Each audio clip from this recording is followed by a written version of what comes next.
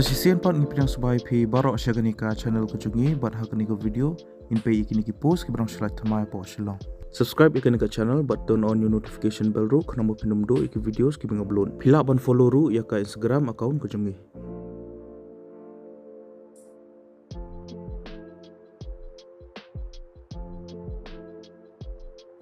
Ka PHE Meghalaya ka palai ikini ki post mentau banai arjar apsal. Ikateng jungi ki post ki longkum ni. Junior Accounts Assistant, but Coordinator for IT Services, but GIS Coordinator. Yakini ki post kin sepenlong ya ka walk-in interview haka arpakanai tarik benai Julai arajar apusal.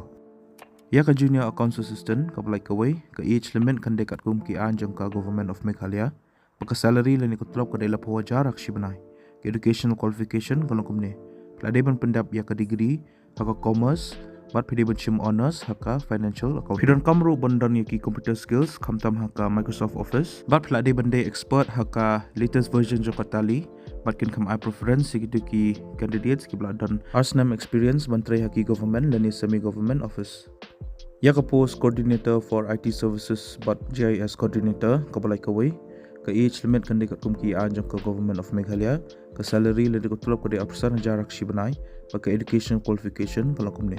Lade ban pendap ya ka degree haka BCA dan di BSc haka computer science dan di IT dan di MCA naka recognized university dan di institution. Pidan kam minimum arsnam experience haka data entry but MIS management. Pidan kam experience ru haka networking. But pidan kam ru ke experience haki frameworks systems for MIS monitoring but ban evaluate yaki projects dan yaki programs kin kam prefer haka rural space. Pidan kam experience ban tray haki government programs. Badro pidi banang ban pendan kami ki GIS softwares, but wiki software ki by hub. Ki candidates ki belong eligible bagi berkuaban apply kini ki post, pihak ban pendap ya ka standard application form, but pihak ban ra ikan ka form, but ka CV, artali ki passport size dur ki jongpi, pihak ra lang ru ya ki original copies jongki certificates ki jongpi, ki educational qualifications but work experience. Ka interview kin sa penlong haka apkanai telik benai Julai arajar apsal.